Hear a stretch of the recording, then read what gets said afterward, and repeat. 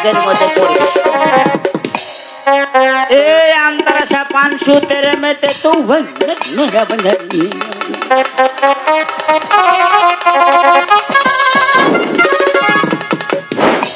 নিঃশ্বাসটা বন্ধ করে ডান পাও আগে থেকে দিয়ে ভেতরে প্রবেশ করো। হ্যাঁ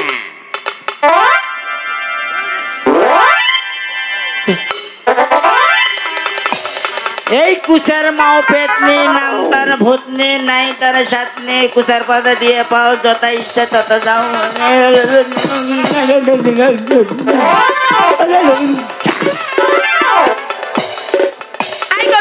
নিঃশ্বাস বন্ধ করে এখান থেকে বেরিয়ে যাও। ফু দিচ্ছ না ছ্যাপ দিচ্ছ? যাও বেরিয়ে যাও, বুঝবে না মন্ত্রের ছ্যাপ। হ্যাঁ তুমি কি মালার সঙ্গে ঘোরো? জি। এই বাতাস তোমাকেও লাগতে পারে। কি বলছো? নিঃশ্বাস বন্ধ করে তুমি বাও পাও দিয়ে ভিতরে যাও। আচ্ছা যাও নিঃশ্বাস বন্ধ করো। হ্যাঁ যা পাঁচু তেরে মেতে তো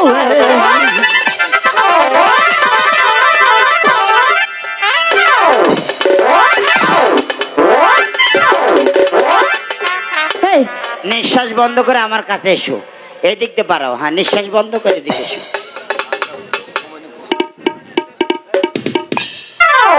এই যে তাবিজ,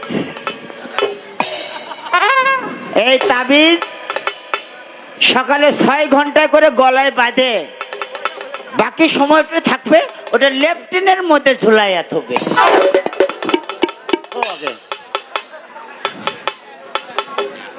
আর এই যে স্যান্ডেল, যদি বেশি তাবিজ দেওয়ার পরে যদি বেশি পাতলা পায়খানা হয়, আচ্ছা স্যান্ডেল দিয়ে খালি 3টা বাড়ি দেবে, তাহলে হাগার টাইট হয়ে যাবে। আর এই যে কি বেশি যদি গ্যাস হয়, আচ্ছা গ্যাসের বড়ি এনেছি। এত লম্বা গ্যাসের বড়ি? আজীবন খাবে, গ্যাসের বড়ি ফুরাবে না। আরো কিছু আছে? থার্মিটারটা তো ছুঁয়ে আছি, তোমাদের থার্মিটারটা পরীক্ষা করা লাগতো। থার্মোমিটার?